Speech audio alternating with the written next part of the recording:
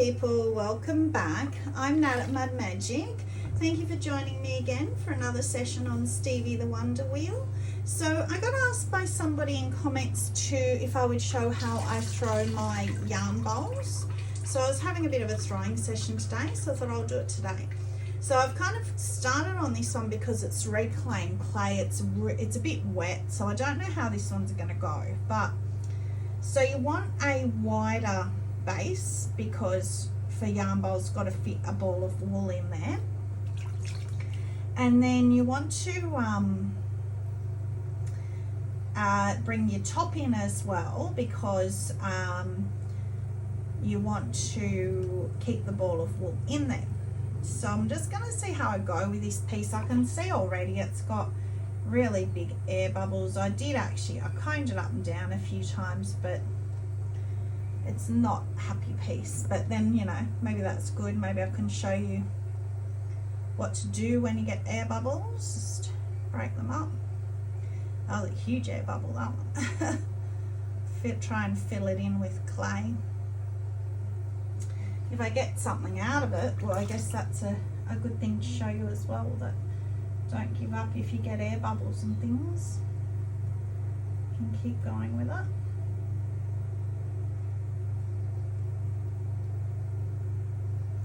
Don't know if it'll be big enough. So this is about 1.2 kilos of clay is what I use for my yarn bowls.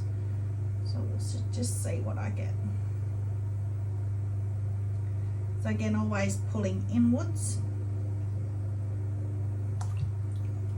And then you're going to be cutting off a piece of the rim for where your yarn's going to come out anyway. So if you've got a section of your rim that you're not happy with, it doesn't really matter because you can choose to cut that piece off anyway.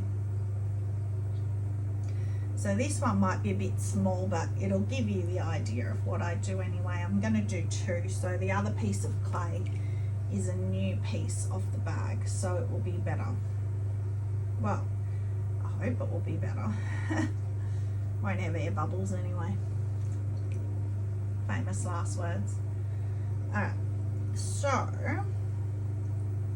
as I've always said before, always come inwards when you're throwing.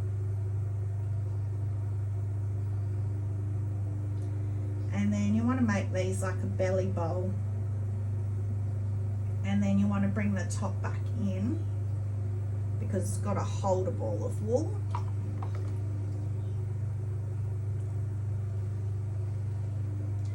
And you don't want your ball of wool to pop out when you're knitting.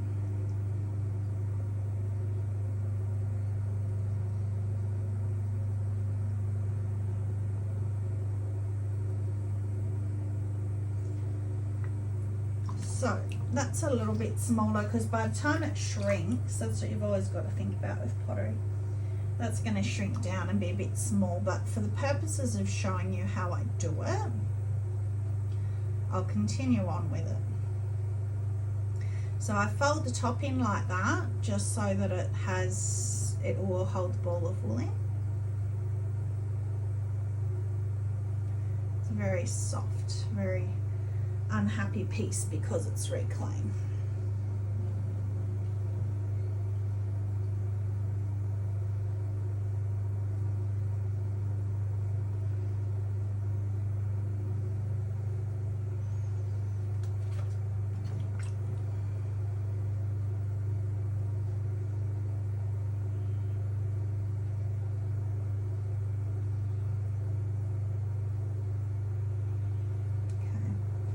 So I think I'm just going to have to be happy with whatever I can get out of that piece.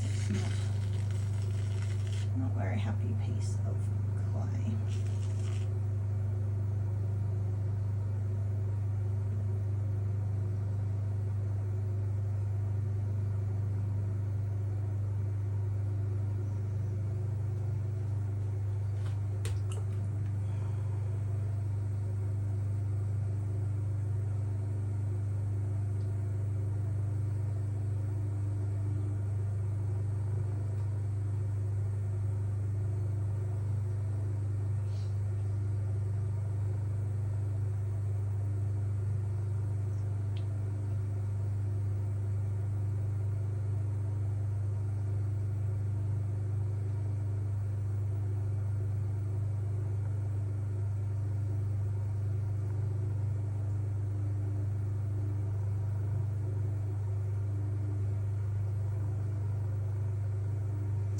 All right, so I will keep going with it just so I can show you the cutout process, because that's probably the main bit that you would want to see anyway.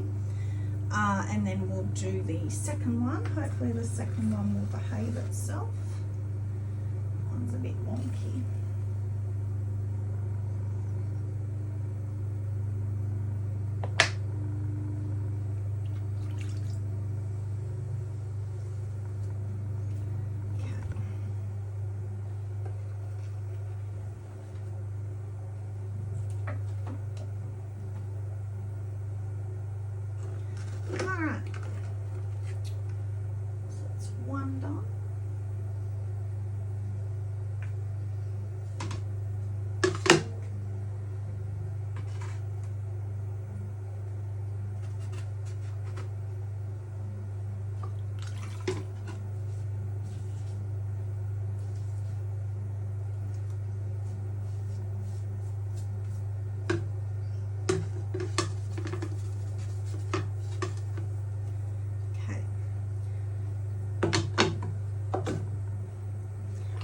So, second one hopefully will be a bit better. Being nicer clay. Straight off the bag.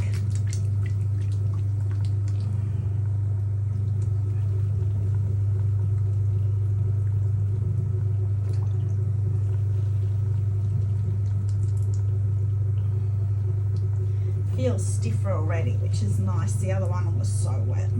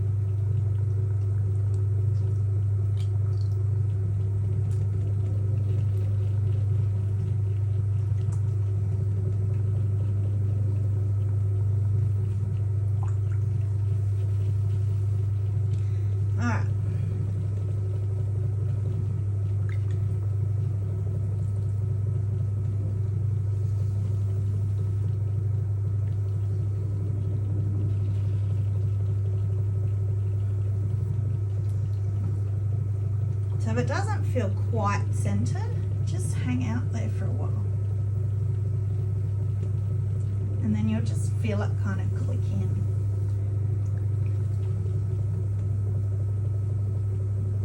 It's not my day for centering today, apparently.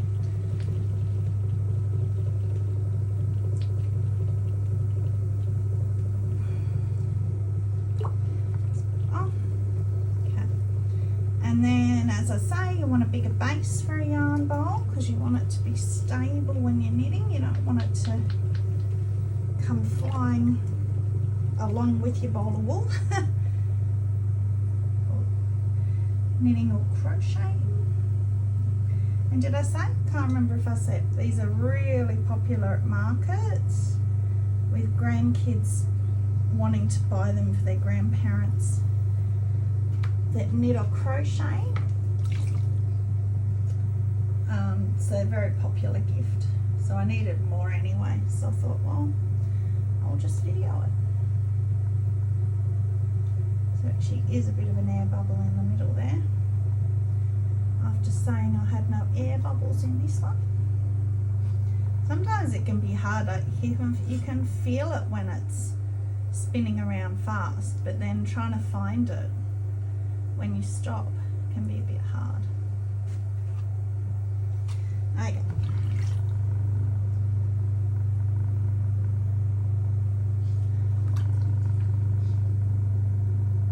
So yeah, because you do such a wide base, it doesn't leave you much for the walls, but you don't need big high walls because it's only got to hold a ball of wool.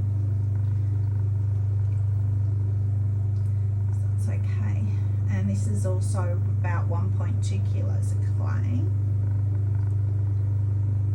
but nicer clay.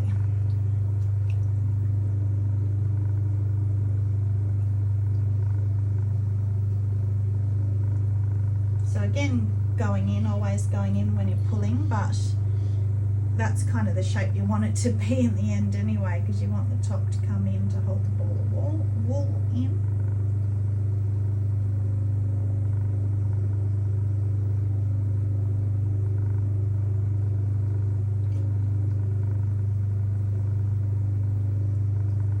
So this is going to be a much bigger, much better sized one than the first one.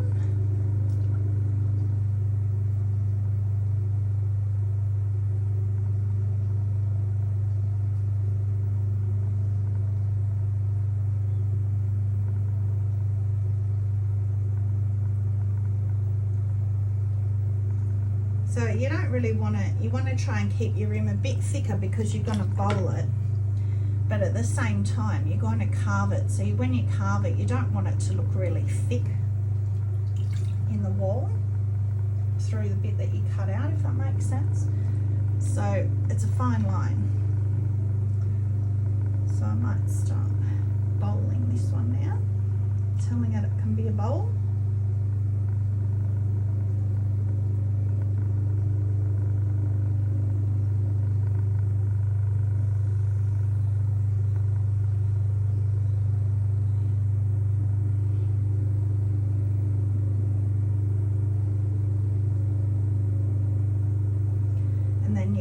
Top to come in to hold the ball of wool in.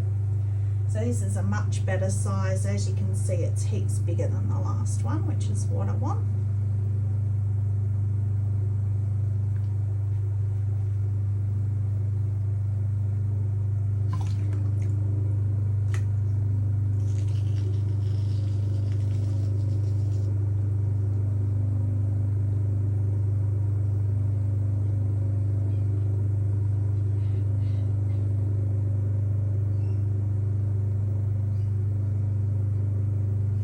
So again, you want them to have a nice belly like that because they are holding a ball of wool. I know, broken record. But it's one of those forms that you've really got to think about what you're making while you're making it. And its purpose. You know, if you're just doing a bowl, doesn't matter. It can be whatever shape it wants to be. But these for a purpose. Doesn't end up holding a ball of wool, it kind of defeats the purpose. Okay, so I'm much happier with that one, so maybe I'll just persevere with one and not the other one. Let's bring that top over a bit more.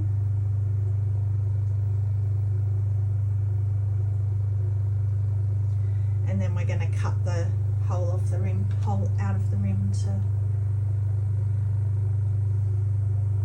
for your piece of yarn to go through.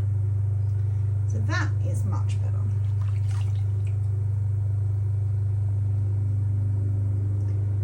There we go. So I think I might actually even edit this video and just have this one, because that other reclaim one was not big enough.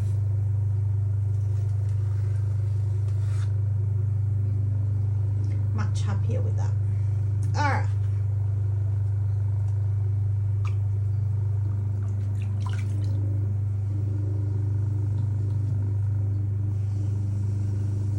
So I will come back when I'm at the point of cutting the wall, which I do at the same time as trimming. So that same kind of leather hard. If you're finding that the rim's drying too fast for because you obviously, if you have that rim too dry to carve it, it's going to crumble and crack and look horrible. Put some plastic, you know, I've shown you a million times, I use these disposable shower caps.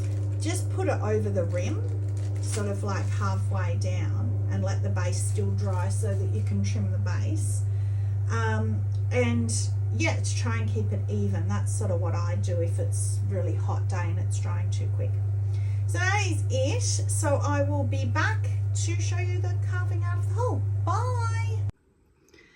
Okay, so we're back. So I have kept plastic on because, as I said, I want to keep the rim a bit wetter. The bottom was finally able to trim, so I just trimmed it flat. As I said, with these, because you're going to put wool in and you're going to be pulling on them, I think flat's the best. I did this little, I got inspiration. I have done this before, but not for a very long time, and Jeanette did it the other day. She's got a video up on it, so I thought I'm just going to do it. And because this is a yarn bowl, I thought having little stitching lines on it was cute. And that's 4-leaf clovers in the buttons, but I'm going to slip trail little dots in the middle to make them look more like flowers. I think that's my plan. I don't know, we'll see. So the next stage for the yarn bowls is to cut the bit for where the yarn is going to go. So I thought, seeing as we're talking about cutting, I would show you a few of I've got heaps of diamond core tools. Over the years I've saved up and bought them because it's very expensive in Australia. They're about $100 a tool. It's ridiculous. Sometimes they have sales and sometimes you can get packs. Like I got this pack of 4 of the, oh, it's a bit hard to show you, all the square ones, from the little to the big square one.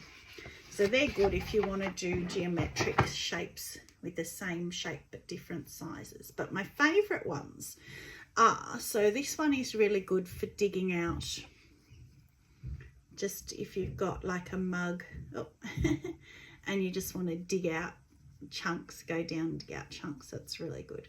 They all come with these grips on them, which are really great, really comfy to hold, but it makes it hard to know the code because you're probably going to want to know the code. And guess what? That one doesn't have it written on.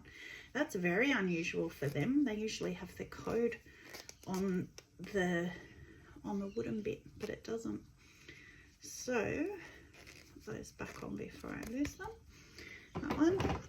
This one I use heaps. That's really good for gouging, which is really comfortable to hold because it's the only one I've got with this handle. But you hold it like that and you again gouge out. So if you want to do gouges down and around, really good for iron luster with oatmeal over, and you've done the gouges and it gives all the texture for the glaze to break on. That is K2. They've got my name on them because I took them to class when I used to go to class, and they're so expensive I didn't want them to go walkabout. That one. Then this one I think is just a staple. Everybody should have this or something similar in a generic brand if you prefer. It's double-sided. I think it's called the soccer ball or some ball. So that's a really fine side. This side I'll probably use more. I use both.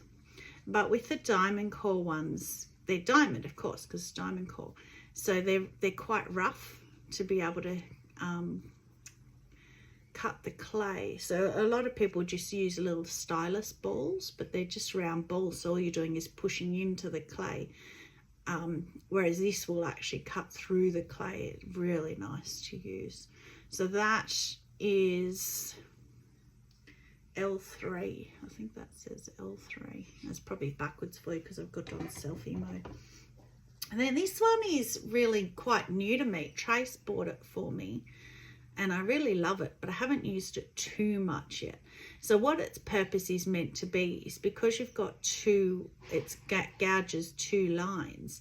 So you gouge your first 2 lines and then you put this one into the second line and this gouges a 3rd line.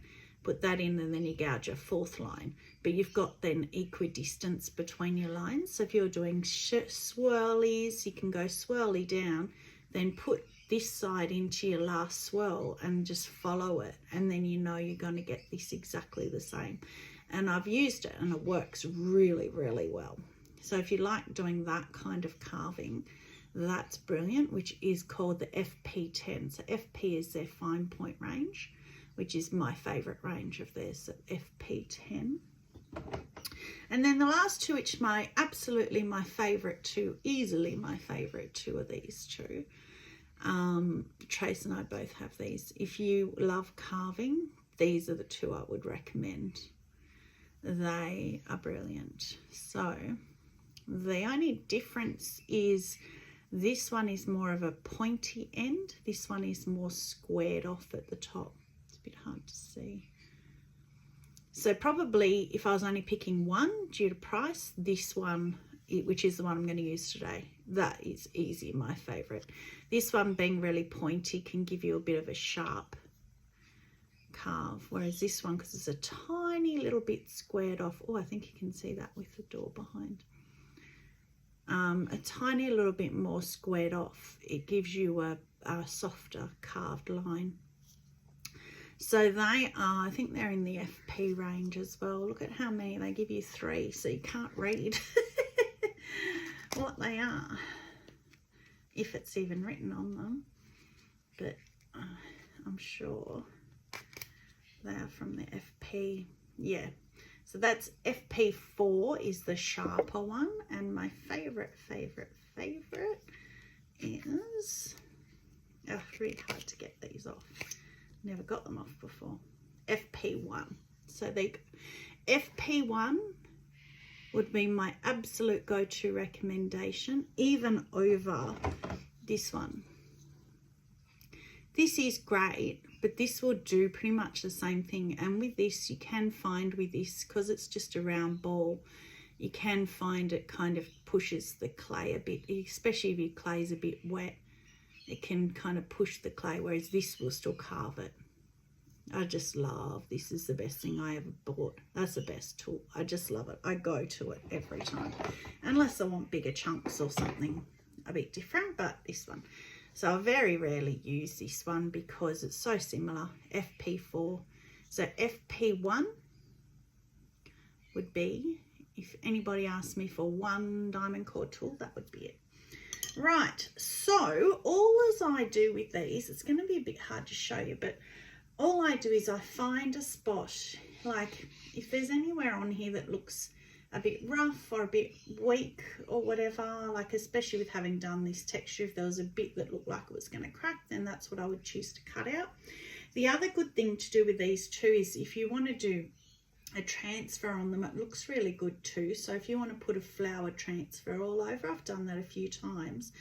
I do the cutout first, because otherwise you're rubbing and you're using your hands and you're playing around with it and you can smudge your transfer. So I do the cutout first, put the transfer all over, including over the hole that we're going to cut out, and then sponge it. And if it's just like little flowers all over where you've got the holes, it looks really great because it's still on the bit that's left. So all I do is I freehand draw it. I'm going to try and do it in camera. Come around a bit and try and do it in camera. So I just freehand draw it. I don't have a template. I just go, this is where I'm going to cut it. So it's just going to go down like that, and in this side as well. And then it just goes down. Because it's just, all its purpose is for is holding the wool in place. The size of this doesn't really matter because it's just a string of wool. It doesn't really matter. There's no precision, so you don't need a template. So you can just copy that. Oh, so cool. So what I do now with this is I start my line. So I'm not going right through. I'm just starting my line, just carving. So this is a leather, well, it's a bit soft, but leather hard. It's better if it's soft because your rim won't crack when you are when you're cutting through it. The rim, it won't crack. So see, this is what I love about these tools. They'll actually go around corners like that as well. That's why I love it. So that's it. So that just starts my line, because what I find, the next tool I'm going to show you that I always use for these, if you do that first, you don't have to, but if you do that first, it gives your knife somewhere to follow. So then you can just use a pottery knife if you want to, but I got my hands on these. These are dangerous. Got them in Australia from a craft store called Eckersley. So they are more of an upmarket craft store. They sell better quality brushes, better quality products. As you can see, these are a bit rusty and dirty. I've used them so much. I use them for all my carved out like candle holders and luminaries and stuff. I use these for every single thing I do like that, unless a hole punch. That's about the only difference. So these are actually medical grade scalpels. They are so sharp. You can just tiny little, like if you just run that really gently along your finger, you cut really deep. Like they're actually surgical scalpels. So they sell them behind the counter. You can't just walk up to the shelf and pick one up. You have to go and get one and be ID'd for your age. I mean, obviously I didn't, unfortunately, but younger people in Australia, I think the age is 18 for knives, or 16 maybe. So then all I do is follow that line that I have already done. Oh, and I just realized I did that wrong. That's okay, I can just tell you. Not that it's wrong, but what makes it easier is if you start, can you see? If you start down here, push through, and then follow your carved line around. And then it's probably going to be a little bit jaggery, but it doesn't matter because we're going to go over it with a sponge. Follow what you have drawn and start it to carve, and see your the blade kind of like follows what you had already cut. So then if I had have left this, so I've left this side, I cut through there because I wasn't concentrating. If you left this side, it just holds it a bit better, and then all you do is cut through anyway. So it didn't matter at all that I did that. And then you cut through, and then you have to very carefully take this out because you don't want to lose this bit. Okay, so there's your shape. If you want to, I mean, it's, as I say, it doesn't matter.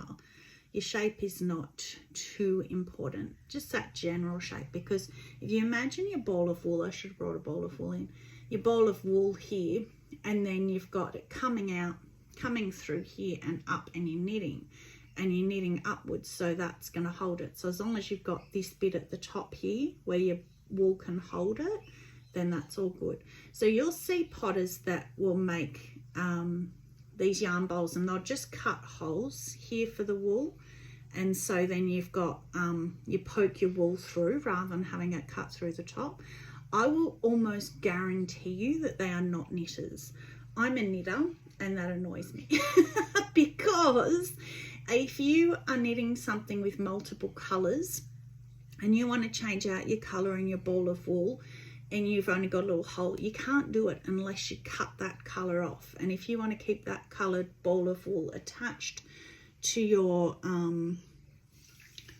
to what you're knitting, you can't, or you just can't use that yarn bowl. Whereas with this, because you can lift out your wool and put your next color in, obviously you can.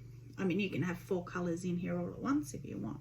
So then I just go over this with a sponge very carefully, because yeah, you can easily lose that piece. Once it's bisked and then glazed, it's better.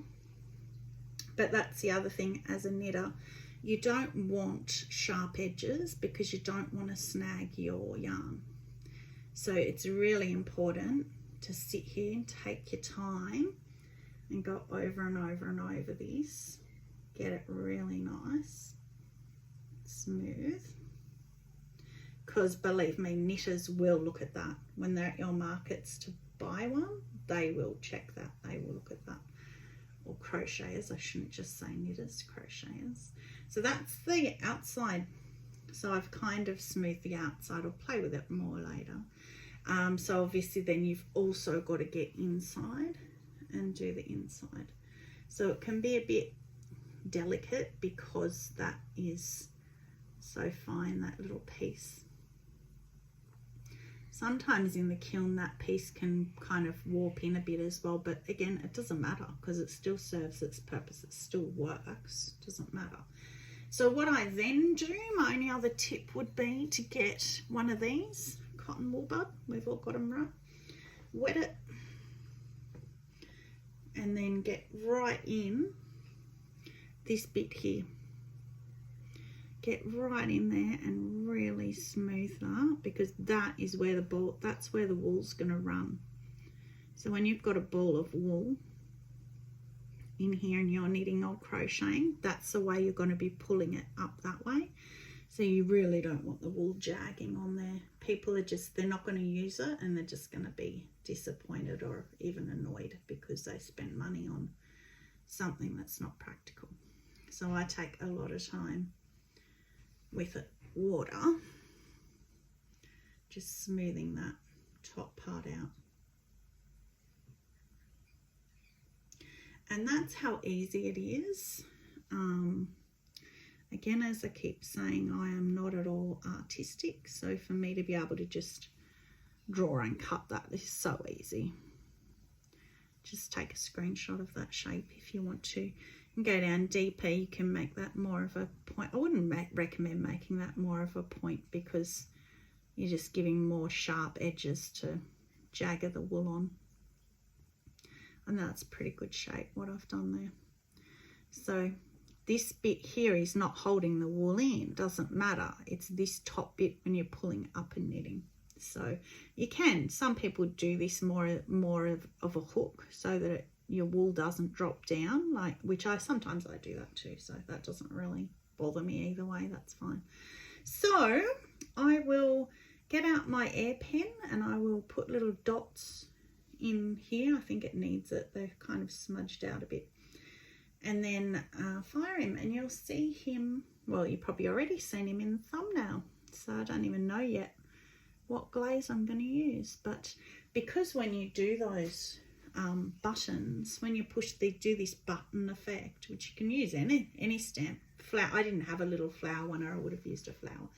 In the inside, I don't know if you can see that, it blobbles in the inside, it pushes in, which I really love, because it gives the clay something to play on. So if you glaze it with something runny, even in just a normal bowl, that's really cool, because the glaze will play and run over those blobbles. So that is it. I will be back with getting it out of the kiln. Thanks for watching. Bye. So this one's interesting. So I've got a video in the making of this, which is a yarn bowl. I had somebody on YouTube ask me if I would do a video on how to make a yarn bowl, so I did. So I'm waiting for it to come out of the kiln before I could put it up. So now I can put it up. And so I've also pushed Jane to make some. She hasn't done them before, so I think she's going to do that too. So I did these little indents to look like buttons with just some stamps that I had. And then I air penned little dots in there. And then I used, which you can't see, I used a line, like a stitching line sewing tool to so put it lines. Looks like the quilted look, yes. But you've lost that with the glaze that I've used, which I thought that you might. So that is the new inside. The outside one you can't even see. So yarn bowl, Rose Mist inside. So that's pretty. Well, that, I can see that in your beachy. That's the base for your beachy. Yeah, it could be actually. It should be pinker. It's meant to be a little pink blushy, but it's not. It is quite sand. Rose Mist, and outside. Oh, actually, well then you can see it, because that's it. I thought I'd put a Jungle Gem over, but I haven't. That's Aurora Breeze by itself. So that's why that's got a few little blues. So Rose Mist doesn't have the blue speckles. They've just gone in with my brush. So that is Aurora Breeze. Don't know. But that looks like it's this. It looks like you've put the inside glaze as a base, and then you've put something and it's over not. it. And no, it's not. That's but close. but that is their new. That's their range. So they've got the base with no speckle with a different name, and then they've got the speckle one. Okay. They've done it with the yellow and the blue. I think the blue they did it, but they've definitely done it with the yellow as well. Whereas you've got the base with no speckle and then the speckle. So you have the choice. Or you can do that, you can use them together. So, see, I thought that was Pink Pixie, the Jungle Gem, because it's like that, it's got the blue in it. So yeah, it's a bit overpowering. I'm not sure about it. Oh, no, I like that, but, I like it, but the fact that you've lost the quilting, yes. Well, that I don't mind. It was just a test for the colours.